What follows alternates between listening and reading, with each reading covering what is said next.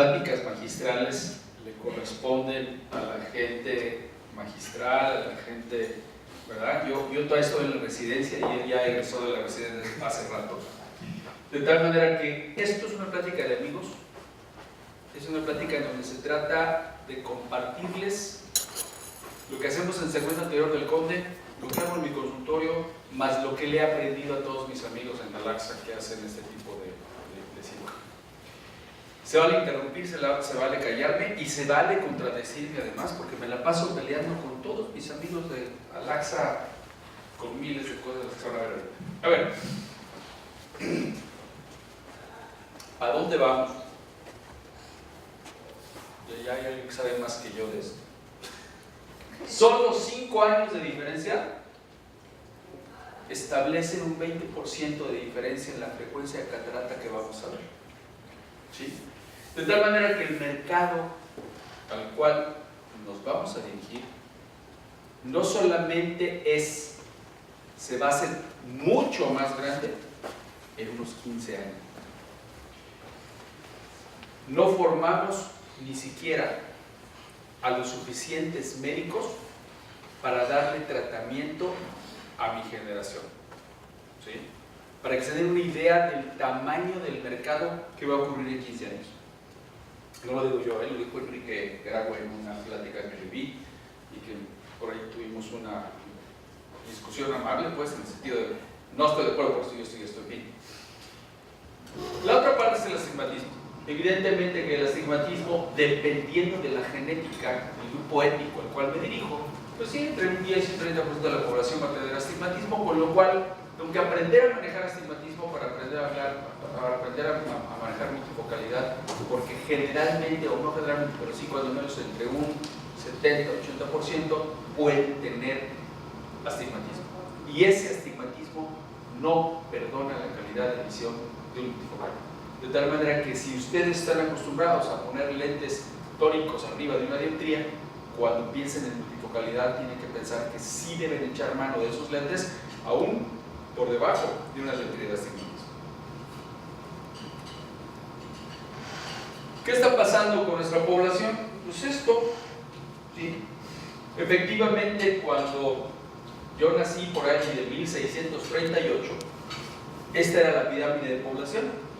Nacimos un montón de escuincles y había muy poquitos viejos. Esta pirámide de población, al cabo de 15 años, y hablo de hoy, a 15 años en adelante, la primera población en el país se va a hacer un tilarín.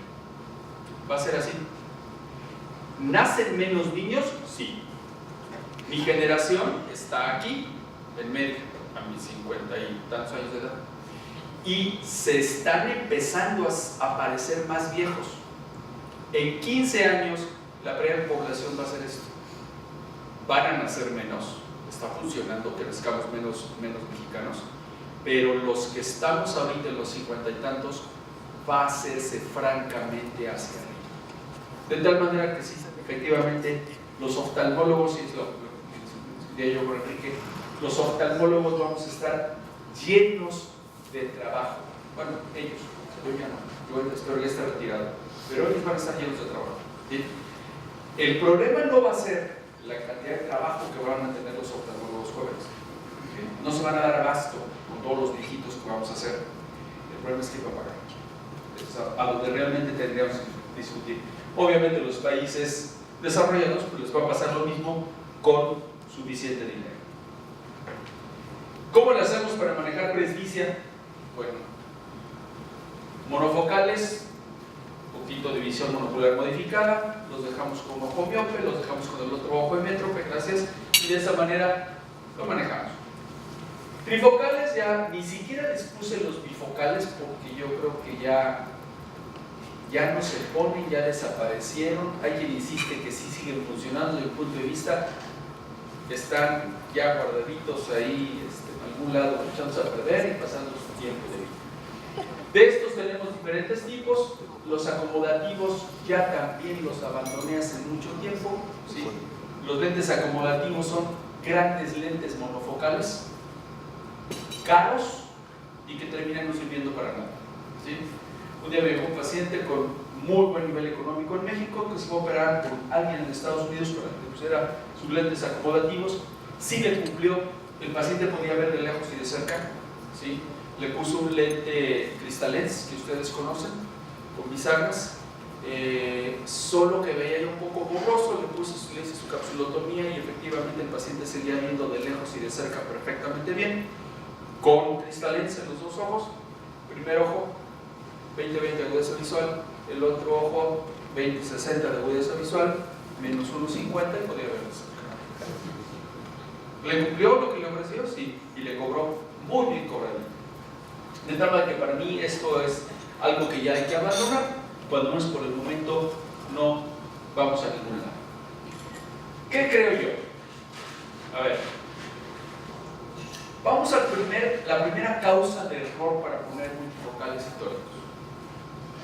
Y yo creo que es un juego de expectativas, ¿sí? Y aquí no es un juego de expectativas del paciente solamente, ¿sí? Es un juego de expectativas de todos los que estamos aquí sentados, ¿sí? De tal manera que tenemos un gran competidor, ¿sí? Que supera las habilidades de todos los que estamos aquí sentados, ¿sí? Y que tiene 3 veces más estudios y 10 veces más doctorados que los que estamos aquí sentados, ¿sí? Y se llama Doctor Google. Este doctor lo sabe todo y es cuestión de que se siente un paciente y se meta a Google a lentes multifocales y le van a aparecer una serie de información, mucha de ella real, mucha de ella transcribesada, que le va a generar una expectativa al paciente. Depende de mi edad, depende de si traigo novia nueva y ya tengo 70 años de edad, ¿verdad? Que quiero ir a cenar al restaurante y en el restaurante lo que hago es no querer sacar mis lentes para que en la penumbra quiera yo ver la carta del menú. Eso crea expectativas, crea la edad, la competencia, cuáles son mis necesidades de estilo de vida. Este tipo de cosas tiene una expectativa y esa expectativa quita mucho tiempo analizarla con el paciente. Yo pierdo mucho tiempo con mis pacientes analizando cuál es la expectativa que el paciente tiene para que yo le ponga un multifocal. Desde ahí, y por eso les decía yo que primero voy a abordar la primera razón por la que me equivoco con el paciente. Y no se acaba ahí. Quiero ver mejor que antes que tener catarata. Oiga, yo vengo a verlo porque estoy yo operado a 2 de mis amigos y qué bárbaro, ahora pueden ver de lejos y pueden ver de cerca. Y yo quiero lo que les hizo a ellos, ¿sí? Y el paciente tiene maculopatía relacionada con la edad, o tiene glaucoma, o tiene un agujero macular, o tiene, ya inventen lo que ustedes quieran, ¿sí? Pero ya viene con una expectativa que ni siquiera tenía él, se la crearon sus amigos, pero lo quieren bueno, bonito y barato. ¿Qué tolerancia a la frustración tienen? ¿A qué se dedican? Inteligencia no está necesariamente ligada al nivel social, ¿sí? Pero sí pueden entender hacia dónde vamos, qué expectativas se han creado. Parece cosa de risa. Esto, la multifocalidad es cuestión de expectativas. ¿Qué expectativas tiene el médico? ¿Sí? Ahora falto yo. Todo esto ya lo analicé. ¿Cuál en teoría ya encontraron al paciente perfecto? ¿Cuál creen que es la segunda causa de error para poner un multifocal? ¿Cuál se les ocurre? Mala selección del paciente, es la primera. Pero mala selección en cuestión de expectativas. ¿Cuál es la segunda? Mala selección de la yo creo que tenemos que empezarnos a meter cosas en la cabeza, cosas que antes no estudiábamos. ¿Se acuerdan que durante la vida la aberración esférica de la córnea siempre es la misma y siempre es positiva? Mientras que nuestro cristalino humano a mi edad, o sea, a los 30 años de edad, la aberración esférica negativa del cristalino compensa la aberración esférica positiva de la córnea. Cosa que a la edad de Portilla papá, ya con su catarata, ya como lo ven, ya no puede con ese tema. El cristalino ya tiene una aberración esférica positiva que le suma más aberración esférica positiva a la córnea. De tal manera que la sensibilidad al contraste es lo que hace que cambie en un paciente de este tipo. Y luego le agregamos otro problema. Ya viene la avalancha de los pacientes operados de miopía. ¿Qué le hicimos a un paciente operado de miopía? Le hicimos un centro planito y una periferia curvita, una rodilla. Esto provocó en una córnea sana con una aberración esférica positiva. Lo que provocamos es un aumento de esta gran aberración esférica positiva del paciente. Con lo cual, hay que poner una lente con aberración esférica negativa, sea monofocal o multifocal, cualquiera de las dos. Porque si no, la sensibilidad al contraste de este paciente se va al nabo. Y el paciente está altamente incómodo cuando le baja la cantidad de luz. Hace poco en el chat de Facuelche, en el que estamos muchos de diferentes países, hablaba un español precisamente de que había hecho esto. En un paciente operado de hipermetropía, en donde hicimos al revés, un centro curvo con una periferia plana, porque estábamos operando de hipermetropía, le quité aberración positiva a la córnea, con lo cual la indicación, ¿cuántos de ustedes con un paciente operado de hipermetropía le ponen un lente con aberración esférica positiva? Ya casi ni hay lentes con aberración esférica positiva, son los lentes viejos con los que operábamos antes, ahora ya casi no hay. La indicación es poner un lente con aberración esférica positiva, un lente convencional de los viejitos. ¿Qué creen? Que no existen multifocales con aberración esférica positiva. Ninguno. De la actualidad. ¿Quieren equivocarse? Ofrezcan un paciente con hipermetropía un lente multifocal. Si no pensamos en este tipo de detalles, el pronóstico del paciente va a ser espantosamente malo y se va a quejar. ¿Eh? No, que se vaya a ver a él. Que se le haga la personalidad tipo A y la serosa central a B, porque a nosotros. Ahora, ya sigo analizando, ya creo que voy por el camino correcto. Ok. Señores, nada es perfecto. ¿Alguna vez se han puesto a analizar esto? Hablamos de cálculo del lente intraocular. Análisis del error refractivo. Esta no es una fórmula mía, es una fórmula de Holland.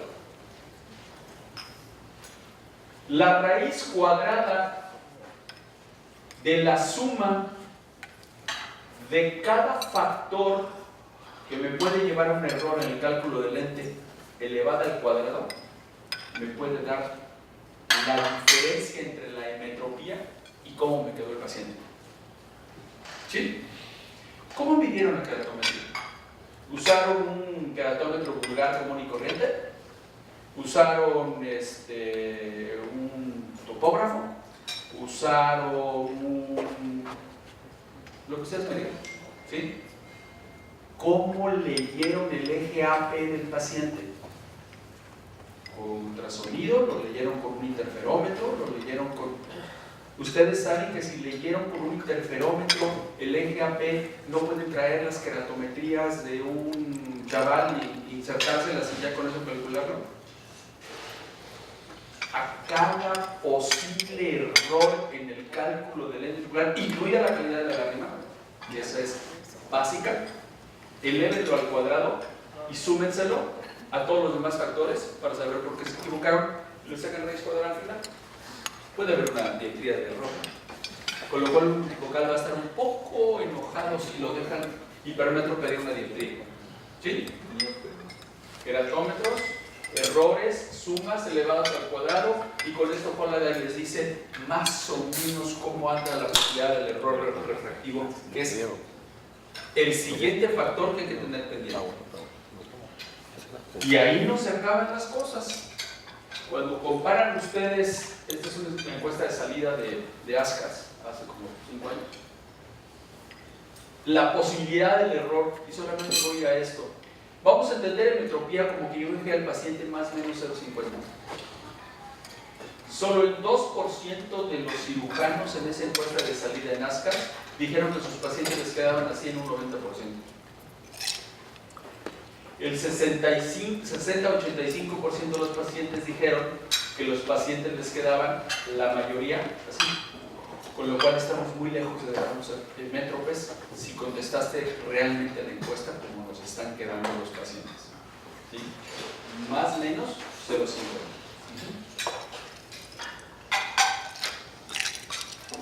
Y no se acaba ahí. A ver, ¿quién de ustedes, y esta es la segunda causa de error desde mi punto de vista, quién de ustedes le mide las aberraciones a la córnea antes de poner un multifocal? Levanten su manita. Nadie, porque a nadie le importa esto. ¿Sí?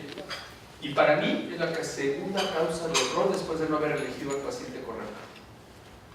¿Sí? Y lo hemos discutido en la LACSA muchas veces y hemos llegado a este consenso. Este consenso no es de Eduardo. Este consenso es un consenso que yo saqué, ¿sí? Cuando me invitaron a platicar esta cosa, y consensé esto y lo llevé a una plática en ASCAS de muchos cirujanos. Hay que medir las aberraciones de la córnea. Y la segunda causa por la que me equivoco en el multifocal. No se metan cuando el paciente tiene aberraciones corneales mayores a 0,5. Trifoilicoma nunca mayores a 0,4. Ángulos capa nunca mayores a 0,4. Y nunca pupilas mesóficas mayores a 5,5. ¿Alguna vez se les había ocurrido medir esto? Si no medimos esto, estamos condenados al fracaso. ¿Sí? La multifocalidad de veras es de detalle y el pronóstico puede ser muy bueno. ¿Sí? Pero si no nos acostumbramos a empezar a medir esto así como se les ocurre medir el tamaño del agujero macular y si se abre acá, se cierra acá, y el allá, que se puede traducir en un fenómeno al final del camino de agudeza visual o de pronóstico de tipo quirúrgico, nosotros como cirujanos, segmento anterior, tenemos que empezar a echar mano de cosas que antes no estábamos acostumbrados y que decíamos, es re fácil, es que multifocal con todo gusto, ahí le va para adentro, le cuesta 60,000 pesos y después vemos cómo nos va. Meterse aquí, no lo sé. Eso cada uno de ustedes sabrá si se mete con astigmatismos irregulares. Yo nunca le entro con astigmatismos irregulares y multifocalidad. Con tórico sí. Recuerden ustedes que hace unos añitos la cara posterior nos empezaron a decir que importaba, ¿sí? Para hacerlo muy sencillo, cuando el astigmatismo está con la regla y yo quiero ponerle una lente tórica, necesito disminuirle 0,5 a la lente o implantar, y al revés, cuando es contra la regla, le tengo que aumentar 0,30 para lograr el nivel de metropía que yo quiero.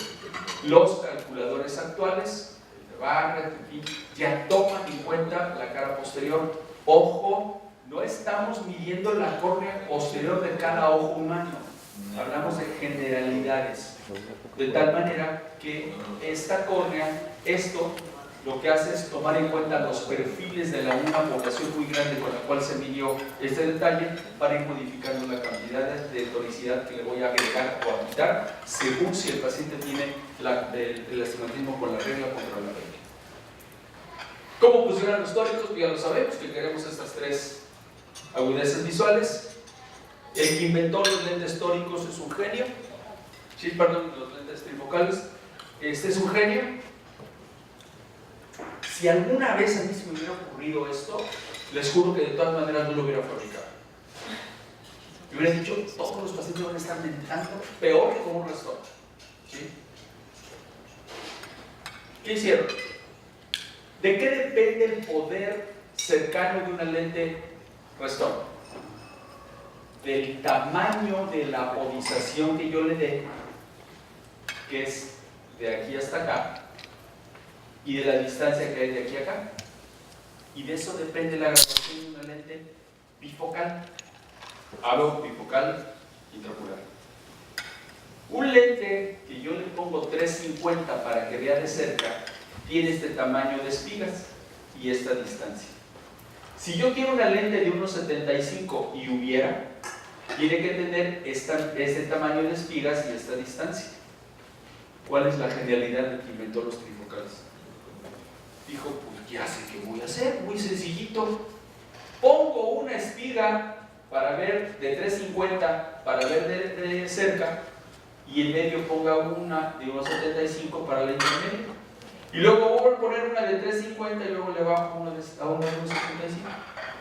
Entonces estas lentes tienen una para ver de lejos y una para ver de cerca, una para intermedia, una para cerca, una intermedia para cerca. Esa es la genialidad de esta lente trifocal. ¿Sabían que así funcionan los trifocales? Así fue como se diseñó. El primer trifocal que hubo en México fue el de Zeiss. Nos llevaron un grupo de mexicanitos a ver cómo los fabricaban, cómo funcionaban, en fin, cómo explicarnos esta parte. Aquí se las traje después de escuchar como 25 veces cómo funcionaban. Pero imagínense ustedes a un alemán explicándolo, ingeniero no médico, físico, ¿sí? Con 3 doctorados y 25, lo que ustedes me digan, el cual nos estaba explicando en inglés alemanoide aspectos físicos del funcionamiento de esto. A mí me quedó muy claro. Le di vueltas y le di vueltas, no, sí, me cae que sí le entienden. Imagínense en inglés alemanoide hablándonos de eso, ¿no? Yo no entendí ni media palabra de lo que dijo, así es que me lo voy a brincar. Te llevaron hoy, Así es, fui bien. Bueno, entonces, una lente bifocal, y voy a hablar específicamente de una sola marca para que no vayan a comparar una marca contra la otra. La Telisa 809 es el bifocal, y observen ustedes que lo que está generando son 2 focos, ¿sí? Que es exactamente como una lente, funciona una lente bifocal de las viejas. La trifocalidad lo que está pretendiendo hacer es hacer esos 3 focos que efectivamente sí los forman, y los forman gracias a esta espiga para cerca, para intermedia, para cerca, para intermedia. Esta es la lente, la primera lente que hubo en México trifocal, con la cual me siento muy orgulloso que logré por primera vez en la historia que los 3 hospitales, la Ceguera, el Conde y la Luz, trabajáramos juntos para hacer un protocolo con esta lente que se corrió en los 3 hospitales simultáneamente. Juntamos toda la información y sacamos un solo resultado. Por lo cual, a mí me parece muy bonito que las 3 instituciones podamos hacer ya estudios en conjunto y que nos llevemos tan bien como para que podamos compartirle con nuestra vida. Es un lente de plato, un lente que a algunos les gustará, a otros no. A mí sí me gusta. Hace rato mi petit comité me decía Miguel, oye, ¿tú cuál lente usas? ¿Para qué paciente? ¿Sí? No es lo mismo que mi paciente tenga 4 dioptrías de cilindro y que quiera un multifocal. Pienso en esta lente, ¿sí? Pero si pienso en esta lente con una bolsa muy grande porque es muy miope, ya fracasé. Porque esta lente no puede expandir las ápticas. Esta lente tiene un tamaño. Entonces, esos son los típicos pacientes que los dejé perfectos y al otro día el lente está rotado con cilindro. ¿Por qué? Porque tiene la bolsa muy grande. Y estos lentes no pueden abarcar toda la bolsa si son bolsas grandes. Hay que empezar a meternos en la cabeza que cada marca sabe hacer mejor las cosas según el diseño de su propio lente. Cada plataforma hay que adaptarla a cada paciente, ¿sí? Ojos, astigmatas, con bolsas medianas y chicas, les cuiden muy bien. Pero van a decir ustedes, ok, Eduardo, pero fíjate que Ibáñez, un día en una reunión, nos juntamos muchos que hacemos esta cosa, con este lente, y Ibáñez nos presentó resultados entre 3 y 6 meses en los cuales los pacientes le estaban hipermetropizando. Razón, es una lente de plato. Él hace todas sus cápsulas rectas con método segundo menores a 5 milímetros. en automático, cuando se fibrosa esa lente y es una lente de plato, se dobla la lente y se empuja para adelante. ¿Sí? Ese es el motivo de las lentes acomodativas, señores. Y estamos hablando de hace 15 años que se describió esto, porque había pacientes que podían ver de cerca. Porque cuando se contrae la bolsa, la lente se hace para adelante y al hacerse para adelante se miopiza el paciente y puede ver. Entonces, ¿por qué no nos pasaba a todos? Yo no lo usaba con femtosegundo, lo usaba con la mano. Y aprendimos que si hacemos capsulorhexis mayores a 5,5, a los demás no nos ocurría esto. ¿Sí? Son cirugías de detalle que les traigo aquí después de equivocarnos muchas veces todos los que lo hacemos, peladito y en la boca. No cometan los errores que cometimos nosotros. ¿Sí? Ya saben ustedes cómo funcionan. ¿Se acuerdan de estas gráficas que las usábamos muchísimo cuando había lentes bifocales? Aquí tenemos la cantidad de energía y aquí tenemos la pupila en milímetros. Cuando el paciente le aumenta el tamaño de pupila, se divide la luz, la energía luminosa, de dos formas. Aquí para la distancia y aquí para la de cerca. Con las lentes trifocales, a pesar de que yo aumente el tamaño de la pupila, la luz más o menos se comporta como líneas horizontales. Por eso los pacientes tienen menos molestias visuales cuando están viendo con un trifocal que cuando ven con un bifocal. Porque aquí es negro y blanco, se acabó. Aquí tenemos más o menos los tres focos manteniéndose en líneas horizontales. De tal manera que eso hace que el paciente esté mucho más contento con un trifocal que con un bifocal. También tenemos la otra marca, la cual ya las hemos estudiado nosotros las tres. En el hospital ya corremos protocolos con las tres. Las diferencias son cuánto tienen en la intermedia, cuánto tienen de cerca, si tienen orejitas de Mickey Mouse, si las tienen con asa en C, son las diferencias entre cada uno de los lentes que se supone que pierden menos energía, un 15%. Y cuando ustedes ven esto, olvídense tanto numerito, son dos marcas diferentes. Vean ustedes que la adición de uno es 3.33 y el otro es 3.50. Y la intermedia es 1.66 y 1.75. ¿Sí? ¿Qué es mejor? ¿Esta marca porque tiene esta cantidad de dioptrías o esta? Pues quién sabe. ¿Por qué? Porque esto nos lleva a que si yo tengo una pupila de 2 milímetros, la energía luminosa se va a comportar así en la distancia de lejos, intermedia y cerca, en esta marca. Pero si la pupila se hace de 4,5, se distribuye la luz de diferente manera en una marca de lente. Si ustedes comparan esta otra marca de lente y comparan estos valores con estos valores, son diferentes. Otra vez, ¿es mejor esta marca o es mejor esta marca? Yo creo que no hay una marca mejor. Solamente hay que aprender que estas características de este lente lo hace ser mejor para la distancia cercana que para la intermedia, mientras que este lente es ligeramente mejor la intermedia que la de cerca. ¿Sí? Hay que aprender que hoy tenemos una gama de opciones en la que tenemos que preguntarle al paciente: ¿a usted qué le gusta hacer? Ah, mire doctor, el libro es más, me provoca alergia. Yo soy golfista y en la tablet leo el periódico. Ese paciente no le interesa leer la Biblia. No sabe ni qué es eso. ¿Sí? Como tenemos pacientes que dicen: no, doctor, la computadora, yo no sé ni prenderla. Yo soy papel, a mí el periódico póngamelo enfrente, quiero que huela a papel. ¿Sí? Ese tipo de pacientes quiere otro tipo de lente, que le ofrezca la cercana, y la intermedia no es algo que le tenga muy preocupado. ¿Sí? Hay que aprender a adaptar cada tipo de lente a qué paciente. Luego llegó otro que dijo: no, ustedes están mal.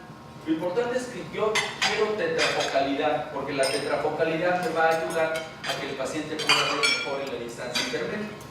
¿Qué novedad nos trajo el tetrafocal? Hablo específicamente de panorámicos. Este era el lente bifocal. Yo les platiqué que una espiga grande para ver de cerca, una intermedia, una de cerca, una intermedia, y así funciona un trifocal. ¿Ellos qué hicieron? Lo que hicieron es poner la espiga para ver de cerca, un espacio y luego la intermedia. Y eso lo multiplicaron entre cada una de las espigas. ¿Qué hicieron? Elongaron la distancia intermedia al hacer esto. Y al hacer esto, en teoría, el Panoptix tiene un juego intermedio mayor que la trifocalidad de las otras marcas, la cual es única y es fija. Esto permite que el paciente tenga un rango un poco más grande y que además no esté tan lejos.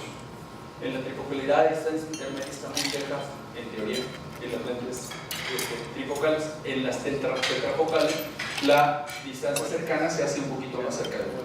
Esa es en teoría, lo que está buscando este nuevo lente que llegó a México hace un par de años. En las imágenes de Badal, cuando ustedes comparan los tres lentes, se dan cuenta que en teoría el Panoptix entre 60 y 80 centímetros nos dan una mejor calidad de imagen, sobre todo a los 60, que las otras dos marcas. ¿Sí? Son mejores a los 80 que a los 60 en la Telisa, por ejemplo, mientras que el Panoptix en 60 se comporta un poquito mejor que en la Telisa. ¿Qué les gusta hacer sus pacientes? Analicen las imágenes de Badal para que decidan qué lente es el que más le conviene. Como cualquier lente multifocal, la necesidad de contraste no para eso no tenemos ni que discutir. Cuando usamos las curvas de desenfoque que les hacemos a nuestros pacientes para ver cómo nos va, lo realmente importante es esto. Ven muy bien para ver de lejos, ven bastante bien para ver de cerca, y aquí, que es la intermedia, es lo que andamos buscando. Estos son hechos en el Código Valenciana con el Fine Vision, de tal manera que ustedes ven que de lejos ven muy bien, de cerca se comportan bastante bien, y aquí esta enorme caída que había con las lentes bifocales se ha comportado como una meseta, lo cual hace que mejore la distancia intermedia. Si comparáramos, estos son dos lentes bifocales, vean ustedes cómo la distancia es muy buena, estamos en 0. La distancia de cerca es bastante buena, entre 3 y 3.50 dioptrías, depende de la marca, de la cantidad de adición que tienen, pero eran muy malos en la intermedia. ¿Sí? Por eso los restos veían muy mal en la distancia intermedia. Decían que veían bien de lejos, veían bien de cerca, pero aquí ya no veían. Por esto, por esa curva de desenfoque que es característica de las lentes bifocales. En la curva de desenfoque de las lentes trifocales y tetrafocales, en teoría la distancia intermedia se va a comportar como una meseta de las comporta. Y no es teoría, es totalmente cierta. En el hospital lo demostramos que efectivamente cuando hicimos las curvas de desenfoque de Panoptix y de Fisión de las dos marcas, efectivamente no vamos a meternos a si fue mejor una que otra en la lejana no, vamos a demostrar efectivamente que sí se comporta como una meseta en la distancia intermedia, no caen como lo hacían antes, y eso sí garantiza que la distancia intermedia mejora la visión con las lentes bifocales. ¿Les parece que con esto tienen suficientes problemas? Bueno, les voy a dar otro. Así que ni hay problemas con la multifocalidad, ¿no? Yo no los veo como problemas, los veo como retos y los veo como que hay que analizar bien antes de poner multifocal a cada paciente y qué tipo de multifocal es. Yo siempre he pensado, hace muchos años, ¿sí?, que se me ocurrió, pero no tenía forma de medirlo ni de comprobar. En un ojo humano sano, una cosa es, en mi ojo, el vértice de mi córnea, y otra cosa diferente es por dónde pasa la luz a mi mácula. No corresponde geométricamente con fisiológicamente dónde estoy. El centro de mi pupila no coincide por dónde pasa la luz de mi ángulo capa. El centro de mi cristalino no coincide por dónde pasa mi ángulo capa. ¿Estamos de acuerdo? Y en cada ojo humano es totalmente diferente. Por eso las aberraciones importan, por eso importan una serie de cosas. Ahora, le pongo una lente intraocular, la que quieran, de la marca que quieran, que sea multifocal. Si yo pongo la lente así, el círculo central de la lente queda aquí. Pero si yo muevo la lente aquí, el círculo central se va a desplazar por acá. ¿Por qué? Porque no hay bolsas perfectas. Los ojos humanos no están hechos a mano mejor dicho, los ojos humanos están hechos en serie, ¿no? La bolsa no es igual en todos los pacientes, ¿sí? Muy cambiante. Si yo dejo un lente multifocal aquí, el círculo central del lente queda en X lugar. Pero si lo dejo aquí, el círculo central ya se movió. ¿Eso importa? Siempre pensé que sí, pero no tenía forma de medirlo. Ahora ya existe. El OPD3 que tenemos en el código del servicio de seguridad anterior nos permite medir eso. Hay un punto que es el centro, el círculo central de mi lente multifocal o trifocal, que quieran. Y hay un punto que es el ángulo por el que pasa la imagen y la luz directo a la mácula, el eje visual. Ahí les voy. Cuando esta distancia, y este ya está publicado, no lo publico yo, tontamente, porque yo sabía que algo tenía que ver con eso. La distancia que hay entre estos dos puntos, si es más grande que el radio, no el diámetro, el radio del círculo central del lente, el paciente está inconforme.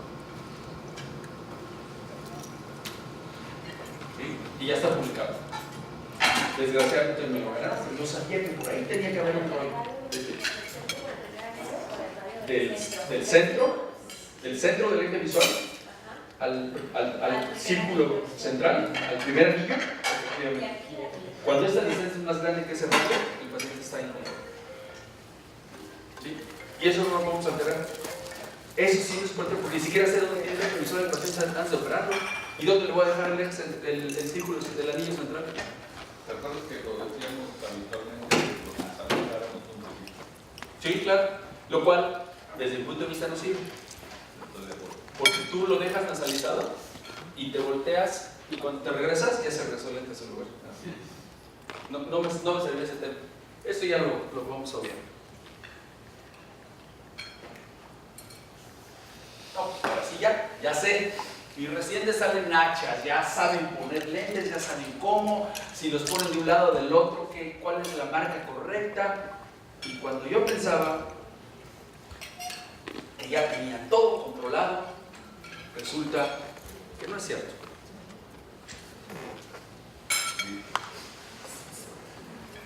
Todos ustedes tienen pacientes. Oiga, doctor, fíjese como que veo algo aquí. Ay, doña Chonita, no se preocupe. Porque le iban con doña Chonita, ¿no?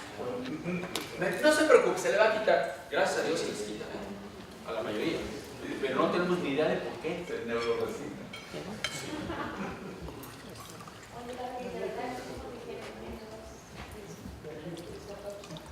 No creo que tenga menos disfotopsia, lo que tiene es menos halo.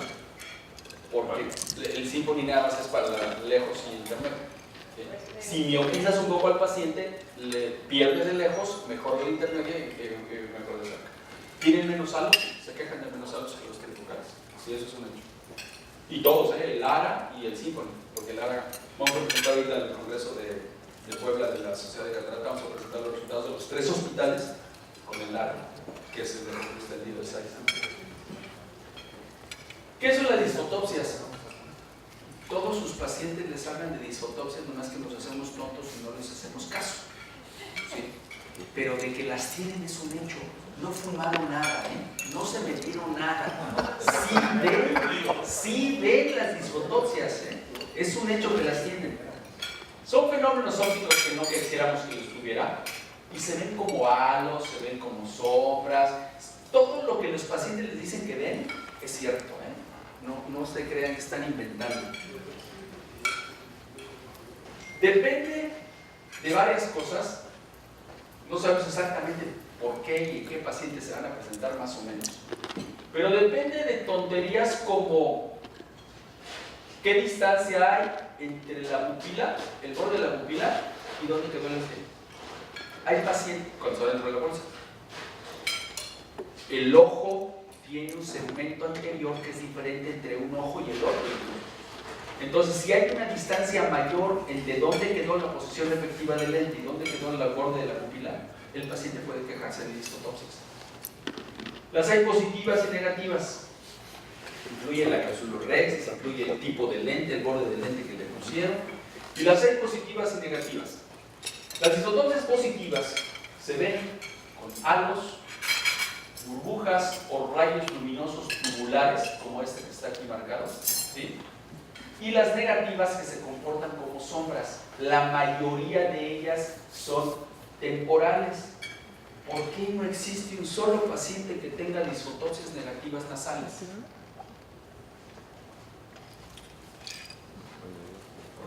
No me acuerdo si traje esa foto. No traje la foto esa, entonces se los voy a decir. ¿Por qué no hay disfotopsias negativas nasales?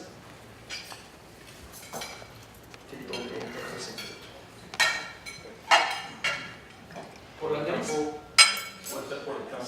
Por la nariz. La luz entra por aquí, ¿sí? Choca contra el lente.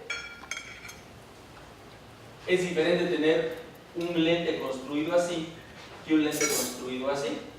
La refracción de la luz se comporta diferente entre un lente así y un lente así. Pero para el caso eso es. Pega la luz en el lente y según el tipo de distancia que hay entre el lente y el iris y el tipo de construcción del lente, la luz se difracta y produce esa sombra que el paciente ve del lado temporal. La luz, aunque venga del lado nasal, le estorba la nariz. No hay disfotopsias negativas nasales, porque la nariz les aparece así. Ustedes no es cierto, no seas cuento. La próxima disfotopsia negativa que vean en sus pacientes, oiga doctor, veo algo aquí, hágame un favor, doña Chulita, ponga su manita aquí. Se me quitó, ¿verdad? Ay, sí doctor, ya no la veo. No se preocupe, se le va a quitar. Ya hicimos la prueba con la cual ustedes ya saben que se le va a quitar. Gracias a Dios, no necesariamente se les quita a todos. Hagan la prueba y si ponen la mano aquí, les desaparecen las disfotopsias negativas. En las disfotopsias negativas, muchas son temporales, ¿sí? ¿Cuántos pacientes ustedes no han visto que dicen que no solamente ven la sombra, sino que sienten que algo se mueve? ¿Sí? Son disfotopsias negativas exagerantes, ¿sí? Y son, gracias a Dios, son muy frecuentes que desaparecen en las primeras semanas. Sí vale la pena decir al paciente, no se preocupe, es normal. Así funciona la tecnología de la lente intraocular. Con eso se quitan de encima cualquier problema, ¿sí? Las definitivas, que son estas formas, ¿sí? No se quitan nunca. Hay casos de demandas y casos de explantes de lentes intraoculares. Para esto sí. Motivo de toda una plática extra de cómo manejarlas, cómo se explantan. Algunas lentes hay que irlas a cortar y quitarles un pedacito para meter el lente, hay que cambiar de material. Es todo un rollo de ver cómo se quitan, porque sí, pacientes con personalidad tipo A están un poquito bajados, sí tienen disfotopsias que no se les quitan con nada y pasa el tiempo y no se les quita con nada. Estos pacientes, entre el punto 2 y el 1% más o menos de las positivas y las negativas permanecen y no se les quitan. Son pacientes que las vamos a tener. No depende de la calidad, no depende de la forma. Sí, y está platicando con los que están en la sala de espera y que los pasa rápido para que no hablen con los de un lado. Todo esto que hemos platicado viene en este libro. Yo creo que es el libro más importante que tenemos la semana anterior hecho por latinos, para latinos, ¿sí? Donde se describe todo esto, y es el cristalino de las Américas. Cuando fui presidente de Alaxa lo hicimos, y yo creo que vale la pena que le echemos un ojo y que le den una buena revisada. no ganamos nada, porque LACSA tiene los derechos, los tiene Headlights. Y acuérdense que vamos a ser anfitriones de los Panamericanistas, Cancún. Prometemos que va a haber un chorro de tequila y muy poca seismicidad. Solo de la parte catarata que me toca a mí ver con Cecilio Velasco y con Miguel Zurullo en Chile, hay como 35 cursos de catarata solamente, como para que se den una idea de cómo va a estar el Congreso Panamericano en la parte académica. Como Sociedad Mexicana de Oftalmología, este año nos tocaría hacer curso, como lo hacemos normalmente. Un año es el curso bienal y el siguiente año es el Congreso Nacional. Vamos a tener el Congreso Mexicano de Oftalmología dentro del Panamericano, como se hizo en el ICO, ¿sí? Que fue el Congreso Mexicano dentro del ICO. Vamos a tener nuestro congreso, va a ser de un día, cada subespecialidad va a tener un horario, va a haber una mesa redonda que quiero hacer yo con varios amigos míos extranjeros y que me digan ellos cómo han afrontado el cambio de la oftalmología en su país. ¿Cómo le hicieron los colombianos para soportar la ley 100? ¿Cómo le hicieron los venezolanos para que su país esté como está? Y que acabo de estar en el curso de LACSA de Chile con un venezolano que me dijo: yo no me salgo de mi país porque me va bien. ¿Cómo te va bien si están saliendo todos los venezolanos del país y dices que está bien? Y ya me dio su explicación. ¿Qué pasa en países como Chile? ¿Qué pasa en países como Argentina? De las 7 economías más grandes del planeta, 6 tienen la medicina socializada. Solo Estados Unidos no tiene la medicina socializada. Alemania, Francia, Japón, Canadá, Inglaterra tienen la medicina socializada. ¿Sí? Creo que por ahí va. Todas las medicinas van a estar socializadas. Y se escucharon que nuestro presidente electo ya dijo que quiere que la medicina en este país sea tan buena, así dijo, lo vi, como estaba diciéndolo, tan buena como la de Canadá o Inglaterra. Habló de 2 países que tienen la medicina socializada. ¿Sí? Si puede o no puede, si tenemos las bases sentadas en este país para que ocurra, no lo sé, no voy a discutir el tema. El punto es, ¿qué hacemos los médicos en todas las especialidades, no importa oftalmología, para afrontar un hecho que puede ocurrir? ¿Sí? Y quiero escuchar la opinión de gente que tiene un sistema económico y un sistema de salud un poco diferente a los nuestros, pero que ya existen. El de Chile, el de Argentina, el de España, ¿verdad? Y hacerle la economía. ¿Cómo hiciste tú para esto? ¿En tu país pasa esto? ¿Cómo resolviste esta otra parte?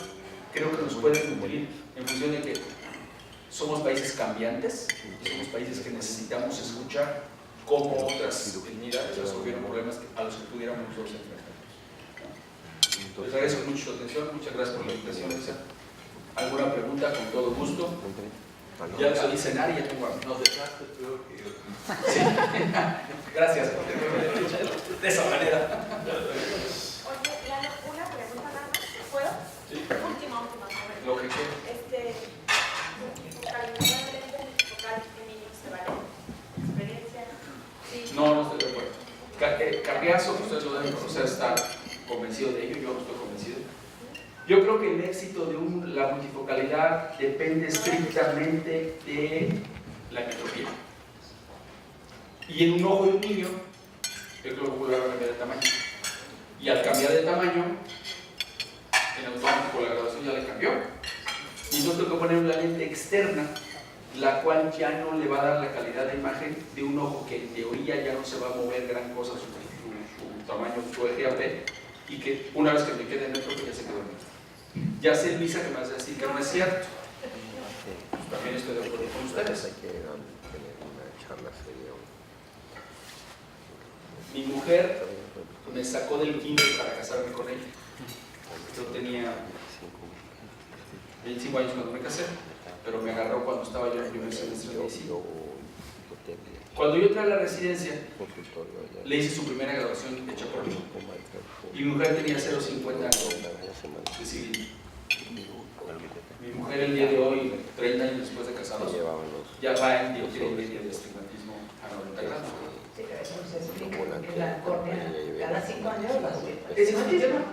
Le estamos Por poniendo... eso está... No, sí, no, comparto contigo. El tema es, les estamos poniendo multifocales históricos a córneas para resolverles el problema hoy. Pero a mediano plazo, esas cosas van a cambiar. Dios nos agarra confesados con los pacientes que les gire una dioptría de astigmatismo a 90 y que me venga a decir que ya no veo bien. ¿Sí? Entonces vamos a tener que recurrir a los seguros, vamos a tener que recurrir a una cosa, recurrir a la otra. Creo que estamos operando pacientes a corto plazo, de mediano plazo, sí. Definitivo. Hacia allá vamos por el Y bueno, oye, ¿te acuerdas? No recuerdo el nombre del doctor, precisamente en Londres creo que está en el... Reinstein, Dan Reinstein, que es mexicano. Es de Canadá. No, él es canadiense, ¿no? ¿Qué es? Sí, ¿no? Pues él tiene la clínica en Canadá. Que la hace la Sí, no, Es de Canadá. perdón, en Inglaterra. Sí.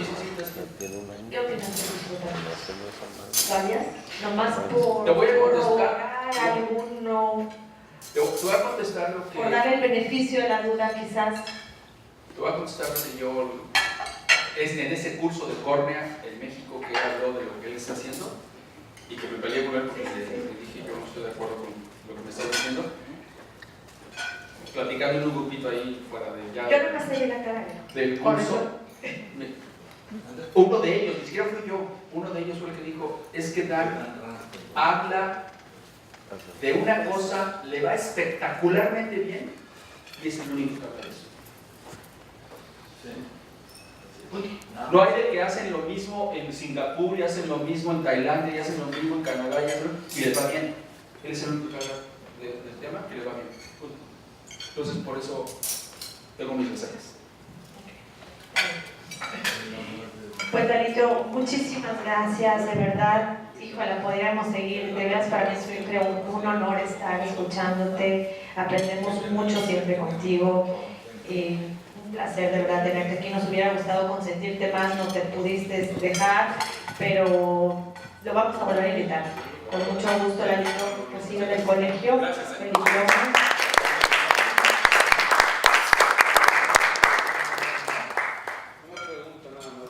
Sí.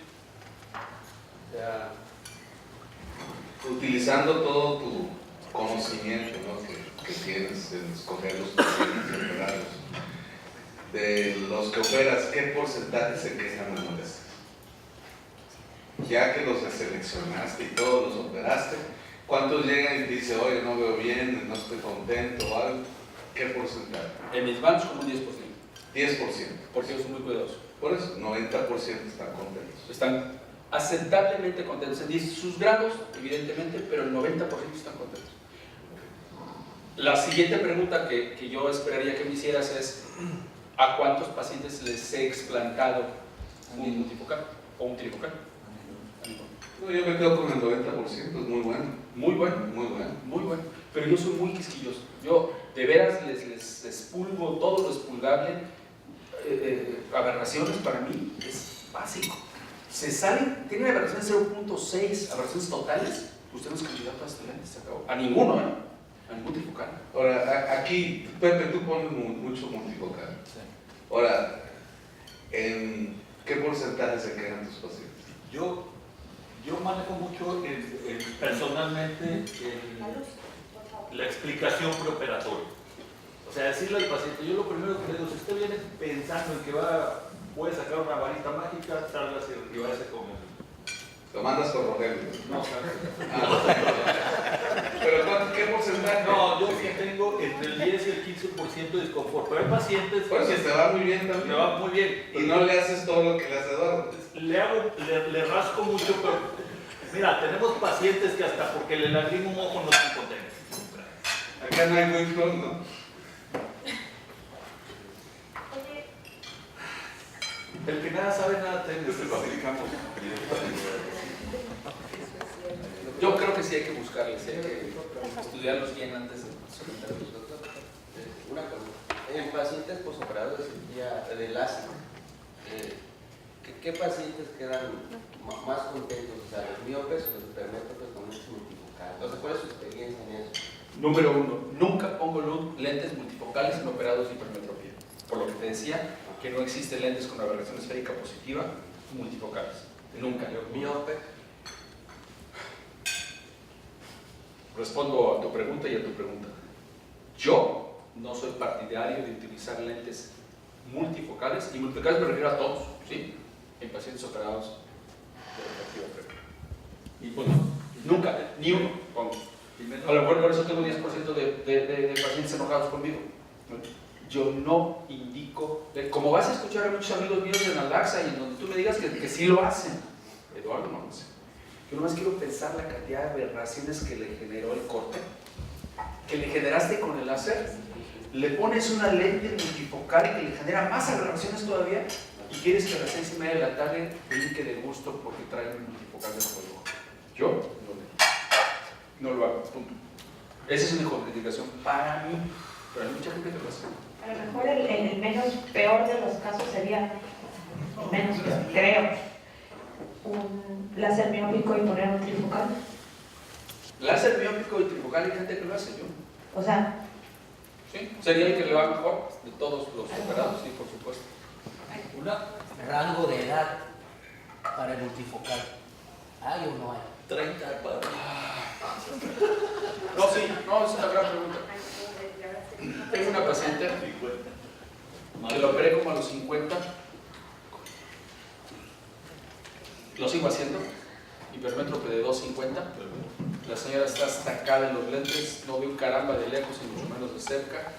La expulgué en ese entonces lo que había que expulgarles, no lo que les expulgo hoy. Retina perfecta, pues le puse sus lentes. Hoy la paciente tiene como 60 y tantos. Entiende el problema de alto nivel cultural. Tiene maculopatía relacionada con la edad. La pobre, ni de lejos, ni de cerca, ni intermedia. Si le pongo más 0,50 menos 0,50, pobre paciente. ¿Sí? Hay edad, depende de lo que tenga. ¿Sí? Si es hipermétrope, si es miope, si es, en fin, un miope de menos 3, olvídate de él, ¿no? Pero un paciente que es hipermétrope, que tiene ya 60, 65, que tiene su catarata, que sí. Operé a un paciente oftalmólogo mexicano, cincuentón, y me dijo: Eduardo, ponme, yo quiero métrope. Y le dije: no, Eduardo, te estoy pidiendo un favor, opérame. Es el más inconforme y el más infeliz. ¿Sí? Le dije: no, no debes, pero no te voy a platicar a ti, eres tan oftalmólogo como yo. Y no está contento. ¿Se implantó? No, pero aquí Pregunta. el tema es que le hemos presentado el caso a todos mis amigos cada vez que viene uno y que con X marca, no voy a decir marcas. No, pues está bien operado, no tiene problema, está perfecto. Él no ve. De cerca no ve. Nada, pero nada es nada. Ni J8 ve. Y de lejos tiene 0.25 con... que es otra de las cosas que no platicamos. Multifocal. Piensa en el multifocal. Más 0.50 con menos 0.50, resultado final. Resultado final del otro ojo. Menos 0.50 con menos 0.50. ¿Sí?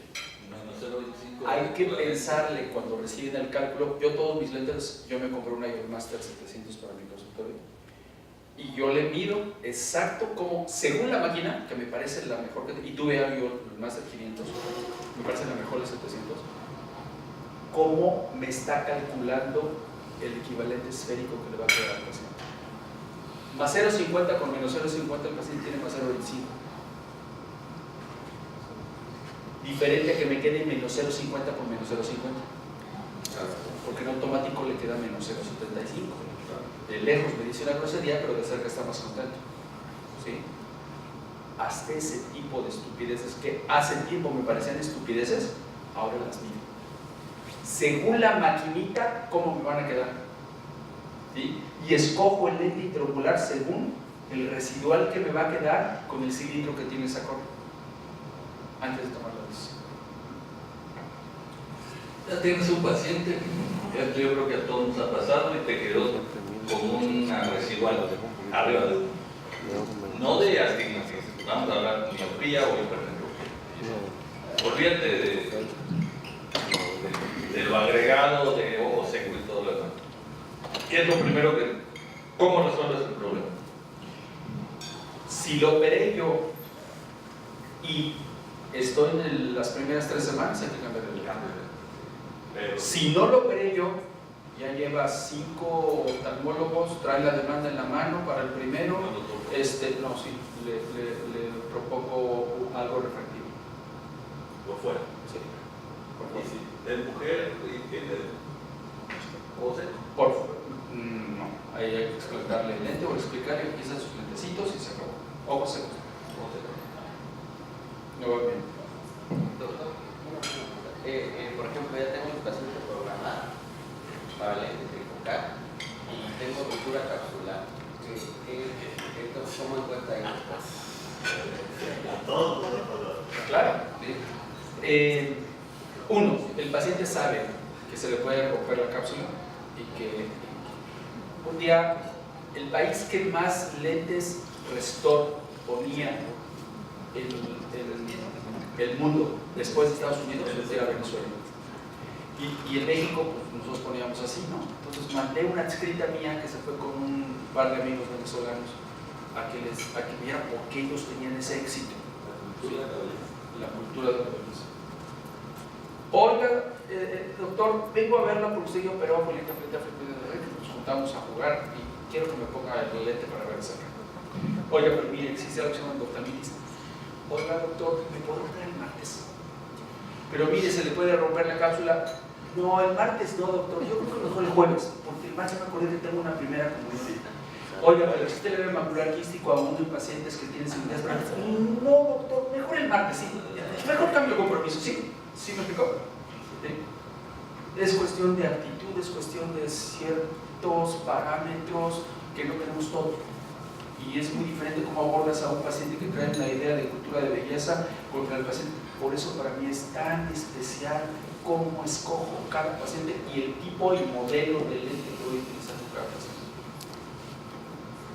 Si tengo ruptura capsular y no colocar el lente o cambiar el lente. No se lo pongo. No se lo pongo. De ninguna manera se lo pongo. Ya sabe el paciente que se me rompió la cápsula, le puedo llegar a poner una lente monofocal, ¿sí? Y le subiremos a la trifocal. Evidentemente su costo va a ser menor, pero si hay ciertas circunstancias no se le va a poder poner eso. Otra cosa importante, ¿sí? Y eso me lo enseñó un amigo brasileño. Y ya me ha pasado en el consultorio un par de veces.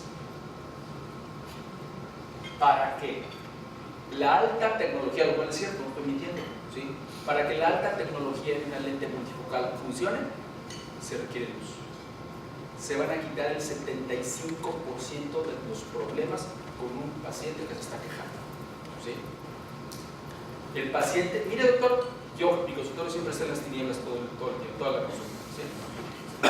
Doctor, no veo nada, no leo, no alcanzo a ver con el lente que me pusieron, porque me puso, foquito blanco. No, así sí veo. Para que la tecnología de esta lente funcione, se quitan el 75% de los pacientes inconformes, que creen que les pusieron una lente intraocular para ver de lejos y de cerca, creen que es regresarse a tener 25 años. El primer oftalmólogo que yo operé, que fue el primer oftalmólogo que se operó con un Restor en México, lo operé yo.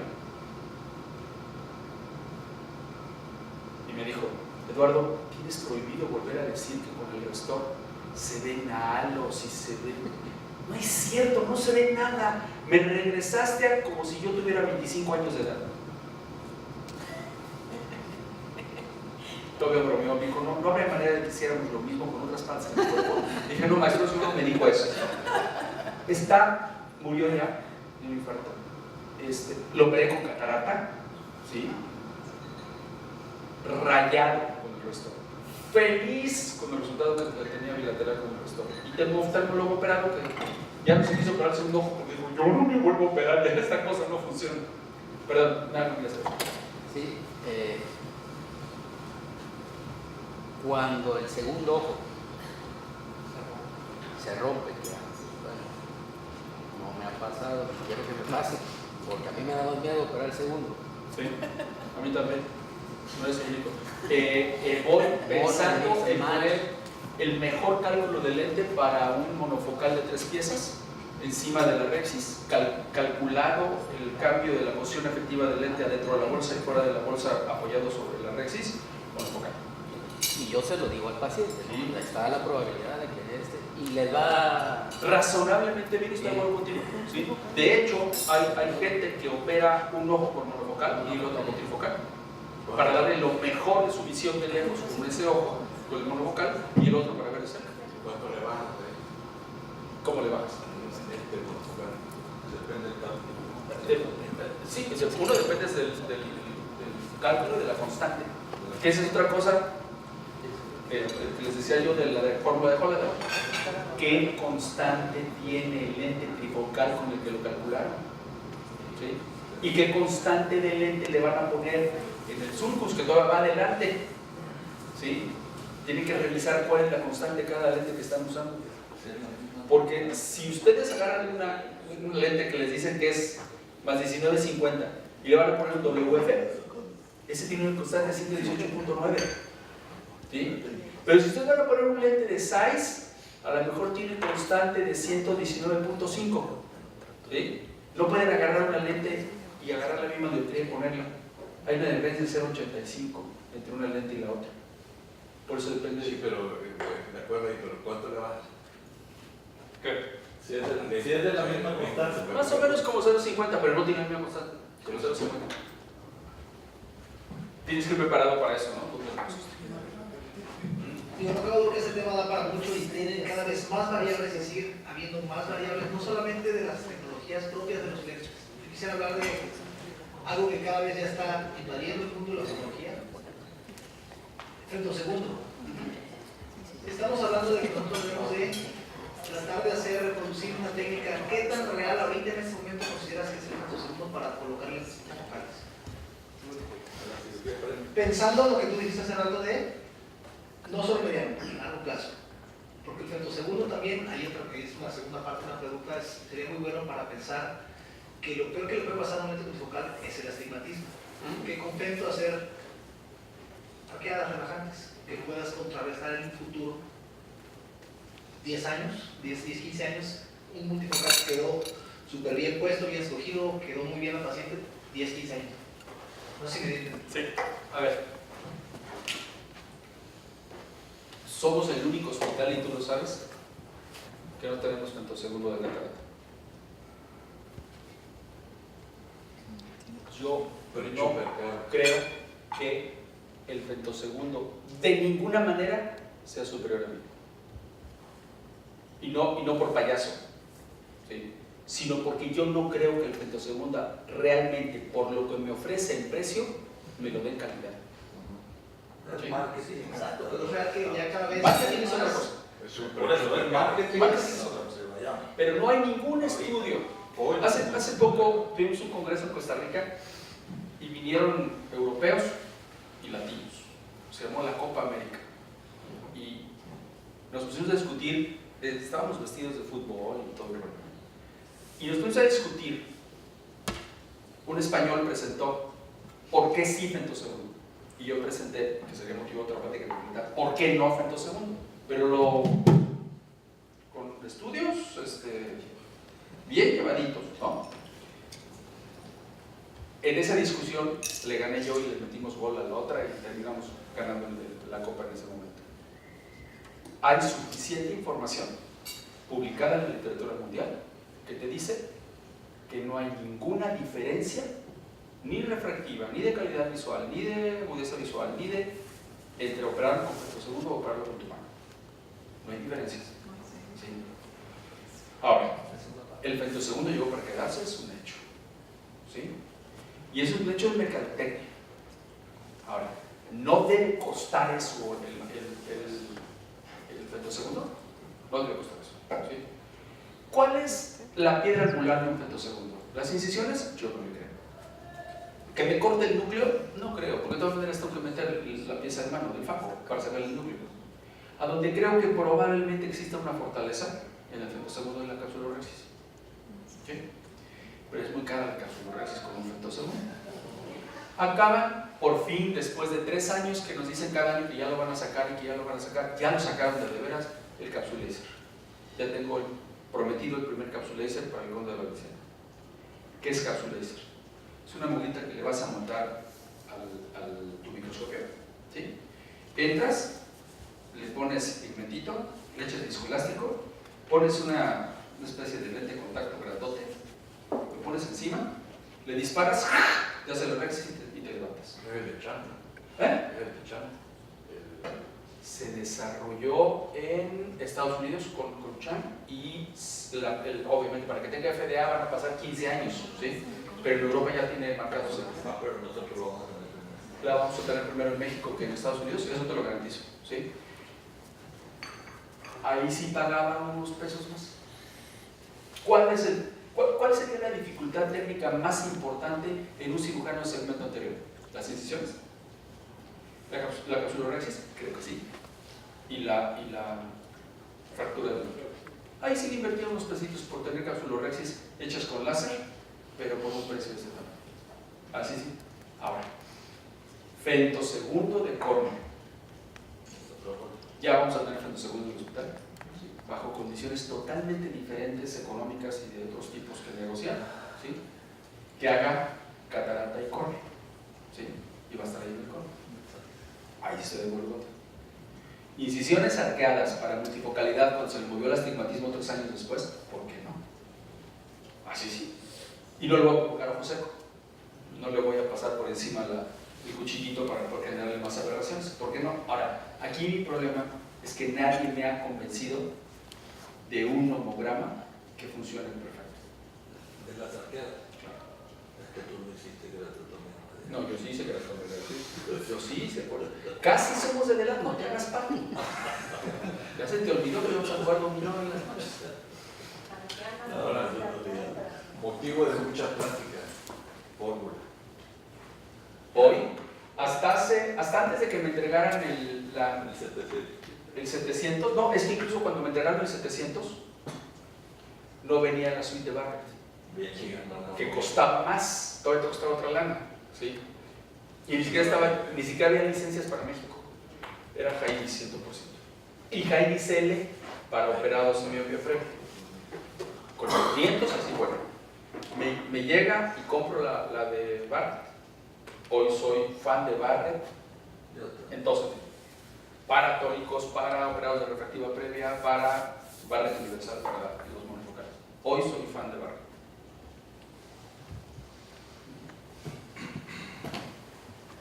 Si no, la puedes buscar en la página. Sí, y ¿sabes qué hago? Por ejemplo, para operados de refractiva previa, saco Jaidis L, saco Barrett y el calculador de Escars. Y me fijo qué tan dispares están los resultados para tomar una decisión en operados de refractiva previa. Para hemetropía, siempre comparo Jaidis contra Barrett. Si se separan, hasta se los vuelvo a hacer otra vez en otro día diferente, en otro momento, que se paren de cabeza, que lloren, a ver qué inventan, a ver si me vuelven a tocar otra vez muy parecidas. Hoy comparo mucho Barrett contra Jaidis, pero yo soy fan ahorita de Barrett. Mira, Ladín, ¿qué opinas de mí? No tengo experiencia, cero. Cero. No técnicamente porque toma la cara por ser de la córnea. Sí, de acuerdo. Para un tórico puede ser, pero ya como, a ver, todas las fórmulas lo que hacen es inferir que la cara posterior, si están con la regla, están de una manera, si están contra la regla, están de otra. ¿Sí? Y eso te lo calcula la propia fórmula y lo toma en cuenta. En teoría va a llegar el punto en el que podamos medir exactamente cómo tiene el astigmatismo de la cara posterior y lo va a medir con la anterior para darnos el cálculo del tórico. ¿Sí? Hoy todavía no lo hacen por completo. Todavía no tenemos una maquinita que haga esa magia, todavía no lo tenemos. ¿Y ahora? ¿Qué opinas? caro? Carísimo. Pero el tiempo lo va a contestar. El tiempo lo va a contestar. Creo que sí vale la pena que tú tengas un cálculo preoperatorio y que le preguntes a Laura qué fue lo que te dijo. Los fans de Hora y el que ya gastó $500,000 en Laura, pues te va a decir que es Que es la maravilla. antes y después de, ¿no? Ayer me habló un amigo mío chileno que tiene una práctica muy grande allá, muy grande, y me dijo, Eduardo, ajá, ese. Lo que pasa es que él y yo nos hablamos las cosas como son, nada de lo que me tiene que decir que yo diga, no es cierto. Yo no funciono así, yo digo lo que me pasó, punto. Y él también es muy parecido a mí, y me dice es que con el Hora tengo broncas. De repente el Hora es una maravilla y me dice una cosa, y de repente le hago caso y no, me salió como el Hora dijo que tenía yo que dejarlo. Creo que hay que aprender a usar. ¿Sí? Tú agarras un ojo que tiene 5 dioptrías de astigmatismo y le pones en el anillo de Plácido a 20 en la cirugía y le pones el anillo de Plácido y ves cómo se ven las chuecas las líneas de Plácido. Inflalo, échale viscoelástico por un lado hasta que se escupa por el otro. Le pones el anillo de Plácido y ya cambiaron las medidas. ¿Cuál es la presión correcta del globo ocular para que te mida correctamente la graduación de la hora? Y esa es la pregunta que le hago a todo el mundo que es fan de Hora. ¿Sí? No, es que le tienes que poner y luego pones ¿cómo se llama? El plástico para medir en más o menos la presión transoperatoria. Digo, a ver, y es lo mismo la elasticidad de la córnea que mide 650 micras a una que mide 490. Y es lo mismo la fuerza de la esclera con miope de -10 que un hipermétrope de +8. No es así. Por eso creo que todavía nos falta aprenderle al Hora. Conclusión, no nos quedan tan. No. ¿Qué más? ¿Alguien tiene alguna otra pregunta? Ya déjalo sin nada. Gracias por tu atención.